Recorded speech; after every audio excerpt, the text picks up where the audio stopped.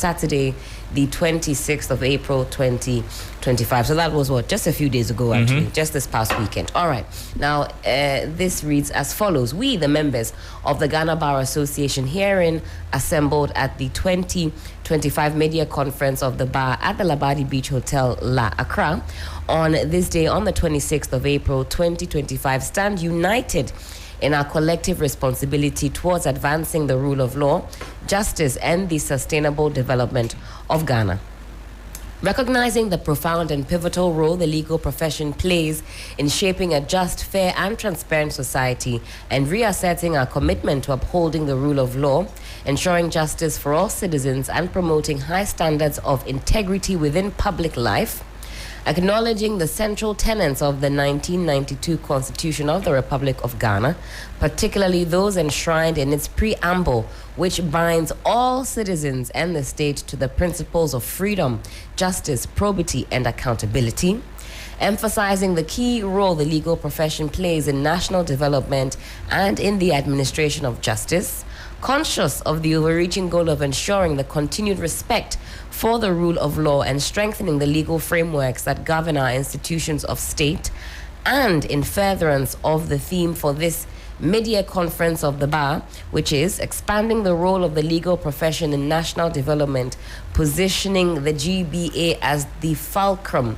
hereby resolve and declare as follows. Matters affecting the legal profession. What a preamble that was. Let's get into it. 1. Withdrawal of directive on assignment of courts and fixing of dates for newly filed cases and applications. Recognizing that the directive by His Lordship, the Acting Chief Justice, on the assignment of cases by his office is uncertain, and having regard to the importance of technology and the urgency of justice delivery, the Ghana Bar Association respectfully requests that this directive be withdrawn and the use of technology in the assignment of cases to the courts enhanced. 2. Suspension of the Chief Justice. A. Revocation of suspension. Now, the Ghana Bar Association calls for the immediate revocation of the suspension of the Chief Justice, as it considers the suspension to be unconstitutional, considering the fact that the president, who is not a judge or a judicial officer, exercised his discretion to suspend the Chief Justice under Article 14610 of the 1992 Constitution in the absence of a published constitutional instrument, statutory instrument, or regulations governing the exercise of his said discretion as required by Article 296 of the 1992 Constitution. B. Enactment of regulations. The Ghana Bar Association hereby also calls for the immediate enactment of clear and comprehensive regulations relating to matters under Article 146 of the Constitution of the Republic of Ghana to ensure transparency, accountability, and fairness in all proceedings involving Superior Court justices, particularly in the context of the impeachment or removal of such officers. C. Release of decision on prima facie case. In addition, the Ghana Bar Association calls upon the President of the Republic of Ghana to immediately release the full decision establishing a prima facie case against the Chief Justice, consistent with established precedent. Now, this disclosure is necessary to ensure that the process is conducted in accordance with the principles of transparency and fairness. And D. Denunciation of prejudicial comments. Furthermore, the Ghana Bar Association denounces any and all unsubstantiated political commentary or statements that seek to undermine the authority, independence, and integrity of the judiciary. The association affirms its commitment to safeguarding the sanctity of the judicial process and resolves to take all appropriate legal measures to protect the judiciary from undue interference or unjustifiable attacks. They also talk about matters affecting the nation. 3. Galamsey and destruction of the environment. Acknowledging the grave threat and that illegal mining activities, in bracket Galamsey, pose to Ghana's environment, water bodies, farmlands, and public health, The Ghana Bar Association unequivocally condemns the ongoing galamsey activities across the country and calls for immediate, decisive and sustained action by all arms of government, law enforcement agencies and relevant stakeholders to eradicate the menace. Beg your pardon. It's long. It also urges the judiciary to prioritize. I said the statement is long. The resolutions, there are many. Bear with me. Apologies. Urges the judiciary to prioritize and expedite the hearing of galamsey-related cases, ensuring that offenders are held accountable in accordance with the law without fear or favor. They also talk about the Boku conflict, all right? It goes on to say the Ghana Bar Association, noting with deep concern the conflict in Boku, and Crosby, prompt me if you need me to. So let's pause on this part because right. it is, like you said, it's very long. It was getting longer and longer. Yeah, it was choking you. So all right. Wow. And let's bring it back down. If you're watching on Facebook, let's bring it back down to the issues concerning the CJ, right? Yes, the CJ. Then we can all follow along. To the issues concerning. We'll truncate the. I'm sure that is shorter enough. They're reading, indeed. Success Olo, you've heard the GBA. For Helen, you want me to do what? Say again. Helen says it's too long for her. You are now giving it to me. No, we've reduced the length now, so we're now limiting it to only Resolution 2, is it? Yes. Suspension of the Chief Justice. Yes, the revocation of the suspension, the enactment of regulations, the release of the decision on the prima facie case, as well as D. D is what? The denunciation of prejudicial comments. If you could scroll so we see what the D is telling us exactly, so we know what that means. So these essentially are the demands of the Ghana Bar Association. Sisters, are you surprised by their position right on some of the demands they're making? Does it sit well with you? I'm surprised. Why? I'm surprised because just a week or two ago, we were all celebrating the Ghana Bar for the statement that it had released. Were we? Yes, we were. Okay. We were because for some time now, the statement, the bar had taken a certain posturing that we had not seen before. A posturing that suggested that the bar wanted to allow the processes to flow, to observe the processes without passing such comments as had been done in the past, which drew public, criticisms to the bar. Some for some of the reasons, some of the statements that had been released in the past, the bar had been seen as a partisan, had been attacked by members of the political divide, depending on whether their statements sat well with you or not. So this particular statement that we saw a week or two ago, it was celebrated by, in fact, members of the bar themselves, where if you went through social media, you saw that they were saying, oh, now we are seeing a bar that seemed to be apolitical, that is appearing to say, let us allow the processes to flow. Let us all follow the processes dispassionately and ensure that the right thing is done. In fact, spokesperson for the president actually wrote on his X page and Facebook wall commending the statement. He says, Felix. Yeah, Felix is not a member of the bar. Yes, he said actually this seems a bit different to usual, and he commended that. That release.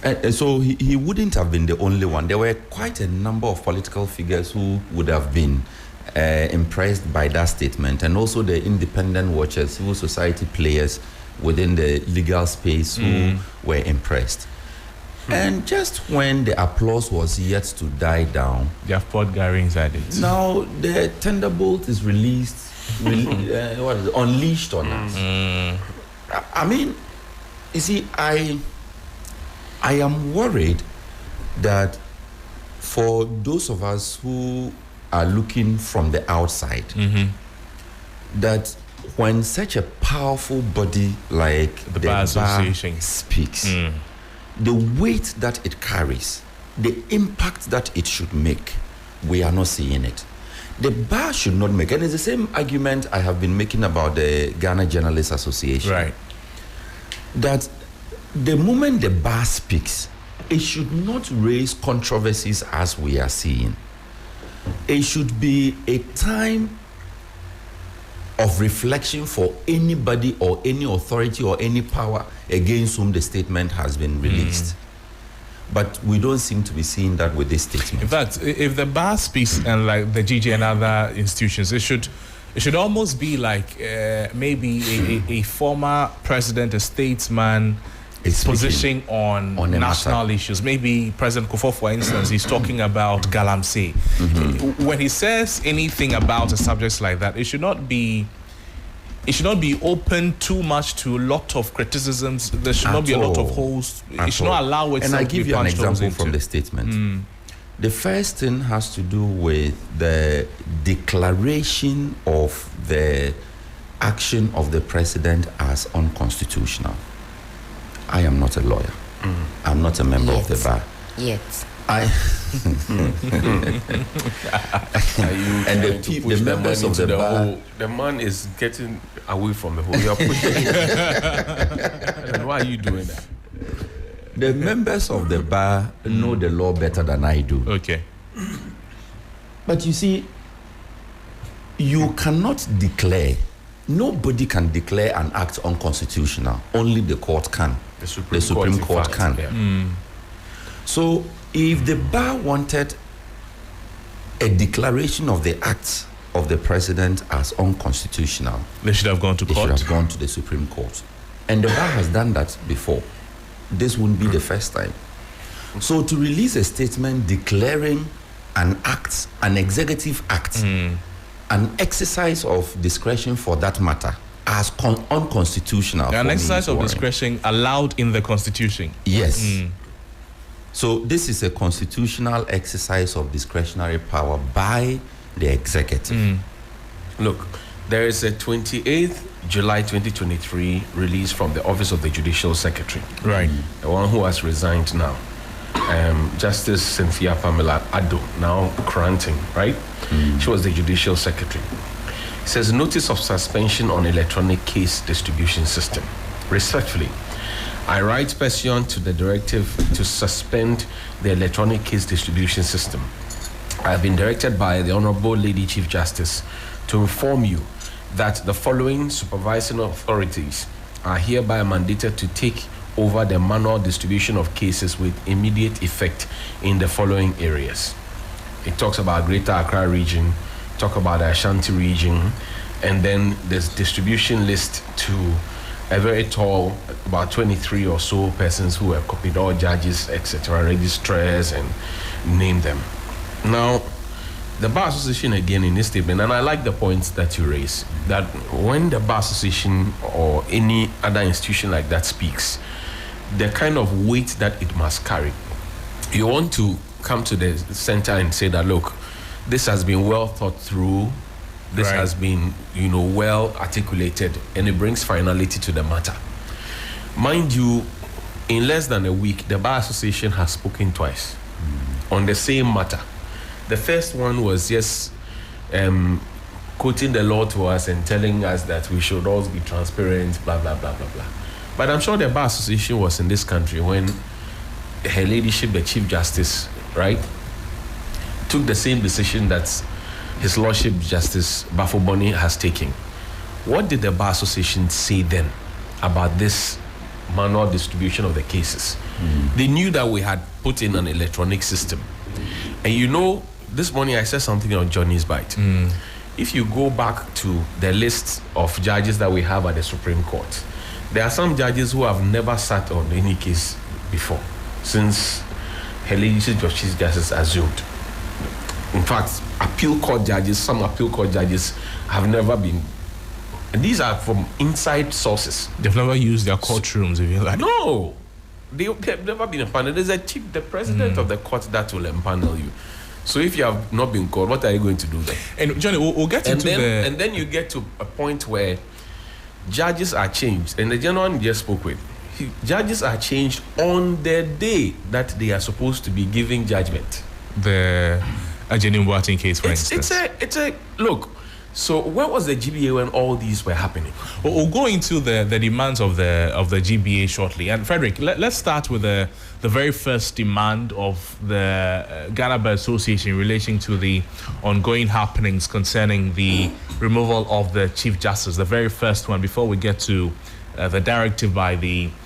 Good. So if this is the beginning, the suspension of the Chief Justice, the association is calling for immediate revocation of the Chief Justice's suspension, deeming it unconstitutional. I don't know, Helen, you're not a lawyer, right? Before you even land, I also don't know. Trust me, I know what you're going to ask me. Before you land, I also don't know, because we weren't given further and better particulars. I mean, for weeks on end, we've opened up our constitution. We've read ad nauseum what the steps are, and at this point, all of us, including all our listeners, know what the process is to get the ball rolling. I don't know at which point the constitution has been breached. I don't know at which point. Maybe they should explain to us. I don't know what exactly happened there with all the processes we followed up until now. Which part has been unconstitutional, that we know we can measure it against some parameters? Yes, I think for me and everybody else, that is the point that I was on. Helpful. That if we all agree that the president has acted constitutionally from day one up to this point, the exercise of the discretionary power to suspend the Chief Justice, that is where the GBA is taking an issue with the president. And that's where you see bullet number 2, that there should be an enactment of clear regulations to guide Article 146. So is this to say that the provisions in the Constitution concerning the removal of the Chief Justice is not adequate enough? We need to, add some more. In fact, it is one of the things that Johnny and Helly is one of the things that all lawyers agree on. You see, lawyers always disagree. It's one of the things that all lawyers agree on, and it's, you see, one of the that a bar pronouncements in one of the cases is one that keeps coming up in these conversations, that we do not have a clear procedure laid out. And so it is important that we do that. Okay, but what is there? Relax for me. And since that pronouncement, Parliament has not acted on it. Maybe the Constitutional Review Committee is working, so maybe they would look at it. The Constitutional Review, this particular committee, you mean the HKP's own? Okay, so that is where we should see some action. But to say that the act of the president is unconstitutional, it should not come from a resolution of the GBA. It should come from the declaration of the Supreme Court. And so I would have thought that based upon deliberations at the mid-year conference, and convinced that the president did not act properly or constitutionally, the GBA would have then proceeded to the Supreme Court and given the agency of the matter. The Supreme Court would then have granted audience so that the act of the president is brought before the court for the Supreme Court to then pronounce on the constitutionality or otherwise of it. But it should not be a resolution of the GBA to make. It shouldn't be. Let's speak with... It's actually not within their remit. No. So to make the only, and in fact, if you go back to the Daniel Domolevo case, a 9-0 decision, by the Supreme Court said that Mr. President, sacking of Domolevo was unconstitutional. It is their job to interpret the Constitution. So notwithstanding that, it came a little too late. 1061 or 62, It came a little too late. But you see, the good thing is that at that point, the Supreme Court had pronounced on it clearly. And so going forward, there will not be the case that somebody is coming to remove an Auditor General because the person disagrees with the Auditor General. Because now the Supreme Court has helped us with that law. And that is what we should expect in this case. Especially that, you see, this case has generated so much political interest. That's right. And the bar is lending itself to the politics of the day. And if we are not careful, it will be drawn into that politics, and the bar will be the ultimate loser in this matter. I tell you what, a former leader of the bar, right? In fact, the two former leaders of the bar, the Attorney General, Godfrey Ebo-Adami, and then recently lawyer Sonaba Dapa, who was also deputy AG, right? They had led the bar before, right? At the time when Charlotte Osei's head was brought onto the chopping board, Mr. Dami was at the Attorney General's department. Was that his posture? He supported, he went all out for it. What has changed now? Interesting you mentioned that. So the leader of the bar is the Attorney General. And I was listening to the Deputy AG speaking on a different platform. He says that the AG was not present for this meeting. Mention the Deputy AG. Some are saying that they have 8,000 members or so, and there was just about 50 or 60 of them. 47 or so. No, you see that argument too cannot. It cannot hold. Okay. Because all can't see it works with every organization works with quorum. So if you was the agenda for the conference the not resolution circulated, there was notice of the conference meeting, there was agenda circulated in addition to. So if you thought that you had an interest in a particular item on the agenda you didn't show face there, you allowed a few people to go and take decisions and pass resolutions on your behalf. Once the resolution is passed, it's binding on all of you. As for that one, there may not get problem. Let's listen to the Deputy Attorney General. Just to refresh our memory. That reasoning is faulty. It's faulty in the sense that it is assuming that when a CI is not published, then the person who is given the power to exercise the discretion cannot exercise it. That is not the proper. It is not the proper understanding of the provision at all. For example, there are so many. The last time I checked, there are about 50, provisions in the Constitution where a similar phrase is used that the President may do something or Parliament may do something. For example, the Constitution says that the President may appoint ministers. That is clearly a discretionary power, right? Right. And there's no CI who guides the President's appointment of who becomes the minister. Does that mean that all the ministers that the President of Ghana have been appointed from 1992 are unconstitutional? For another one, the Constitution says that the President may enter into international agreement with other nations. So far, there's no CI who regulates what kind of agreement the President may enter and for what purpose. Does that mean that all the agreements that we've been signing with international organizations in other states is unconstitutional? Right. A third one is that the President may grant pardon. They grant pardon to persons who have been convicted.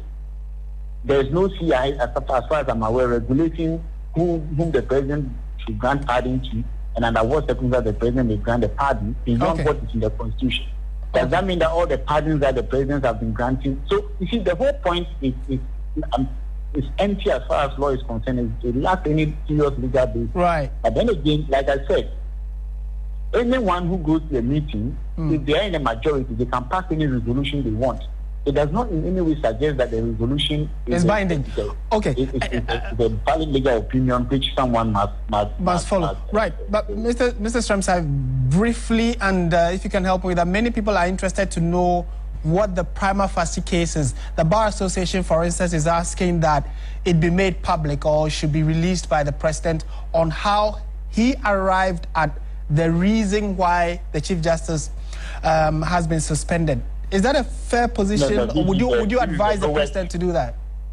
This is the lowest point of the community. You and I are aware that the Constitution said that no person, the proceedings of this, the proceedings involving the removal of the Chief Justice should be made private. The proceedings should remain private and not be made public. So if a group of lawyers meet at an event and decide that the best call they can make is to call the President to make that which the Constitution says should be private, should make it public. What does that tell you? Is that not a group of people who are determined to either subvert or to overcome or to circumvent the Constitution? You don't need to go to law school to understand that when the Constitution says something to be private, and the series of court decisions confirm that the proceedings, including the petition, the responses, the conversation about which should remain private, how can you then go to a meeting and say that as a group of lawyers, we want the president to make it public? If you have any intention of changing the position of the law, what you do is to seek an amendment of the law, but to say that the law should remain so, yet let's do something else, is to act unconstitutionally. And so it is shocking that the Ghana Bar Association, and the members who attend the meeting could reach such a we are grateful for your time. That reasoning is faulty. It's faulty in the sense that it is assuming that when a CI is not published, then the person who is giving So that's the voice of the Deputy Attorney General and Minister for Justice, speaking with my colleague Martin Asiedu Date. I'll be speaking with lawyer Osman Al-Hassan soon. He will join us for the entire conversation. And lawyer, thank you so much for staying with us on the line throughout. But let's begin the conversations right now. You have seen the statement from the Bar Association. It has elicited lots of reactions from different quarters, different personalities speaking about it. What has been your reaction since you read it? My reaction has been that it is embarrassing, and I feel most embarrassed at this point as a member of the GBA than ever, because the GBA has revealed a terrible inconsistency in its own stance in this procedure that put the reputation of the GBA at risk in the sight of the public. I will not be surprised, and I'm not surprised, that citizens have started expressing some decline in confidence in the GBA and asking questions that would otherwise not be asked of an association in the stature of the GBA. The GBA had earlier issued a statement that's through the president of the GBA, saying that because issues about these matters are pending in the Supreme Court, it does not want to make a pronouncement. And you will remember that in your earlier interview with me, when you were comparing the GBA silence with some people's voices, I said I respected the GBA silence, and I told you that it was because the GBA was knowledgeable in law and they understood the entire process and what ought to be done at that stage. That was a misplaced confidence I expressed, I should think now.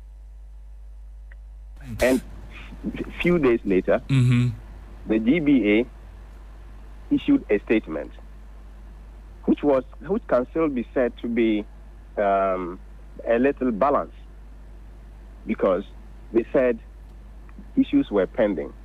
They didn't want to interfere with pronouncement and position in the procedure. And also, but they declare their resolve to uphold the Constitution, to uphold rule of law, and to uphold fairness and justice and all that, which is fine.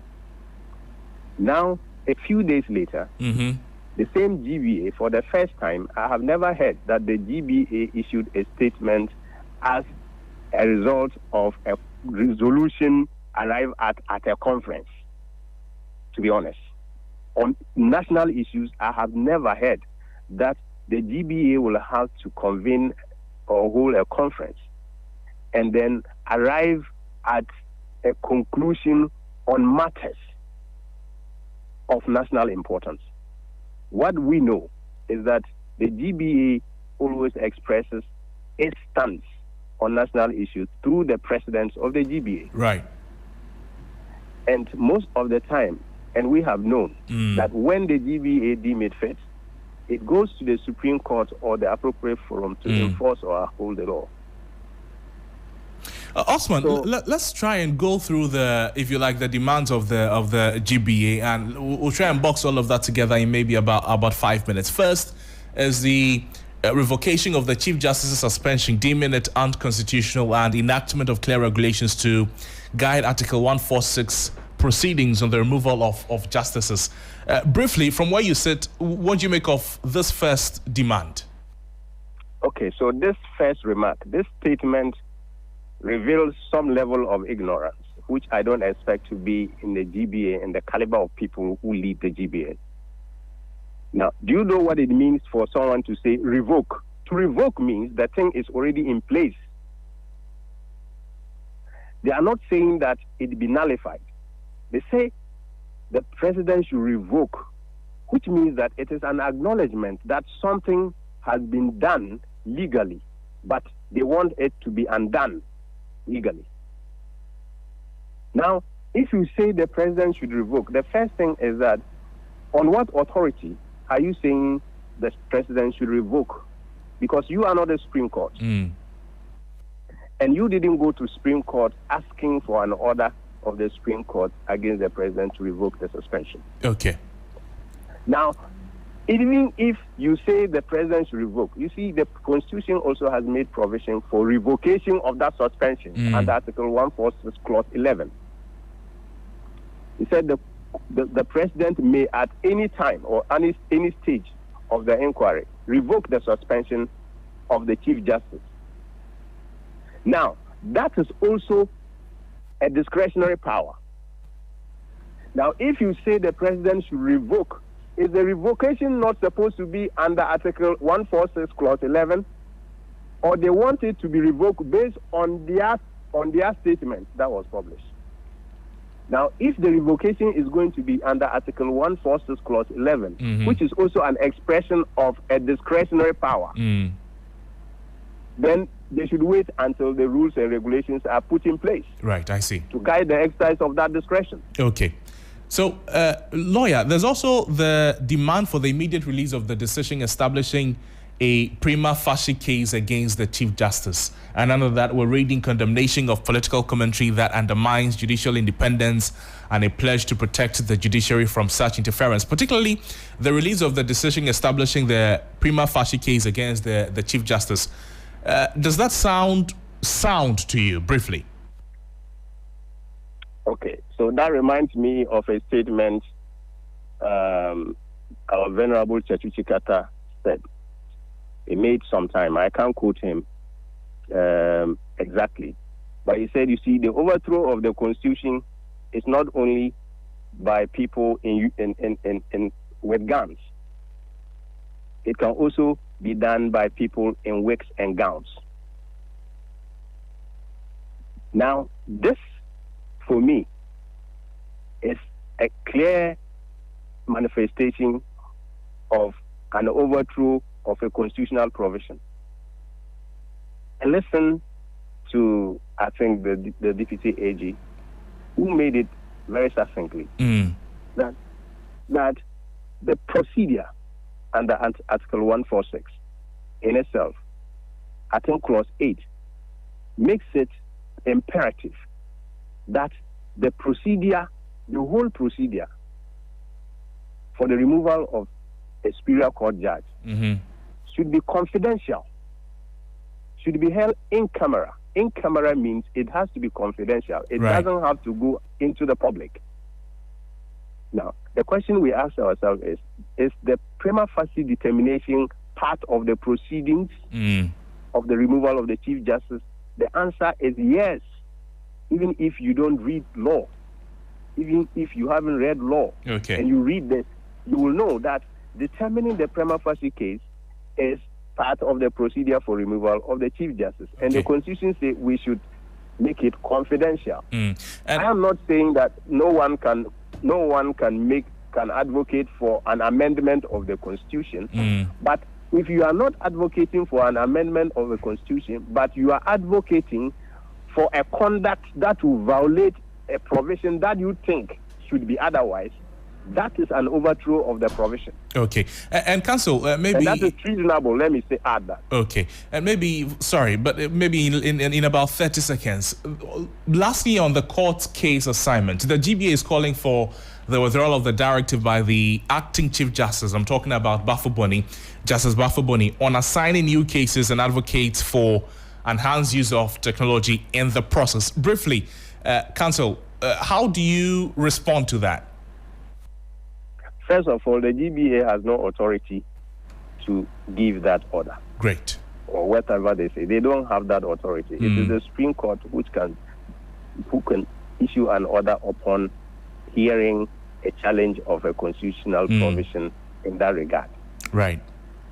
The GBA did not go to the Supreme Court to get the order. They are making their own statements that be revoked. Number two, are they saying that the acting Chief Justice is not the person to perform the functions of the Chief Justice now? Or they are saying that the aspect, what they're asking him to revoke does not form part of his function as a Chief Justice?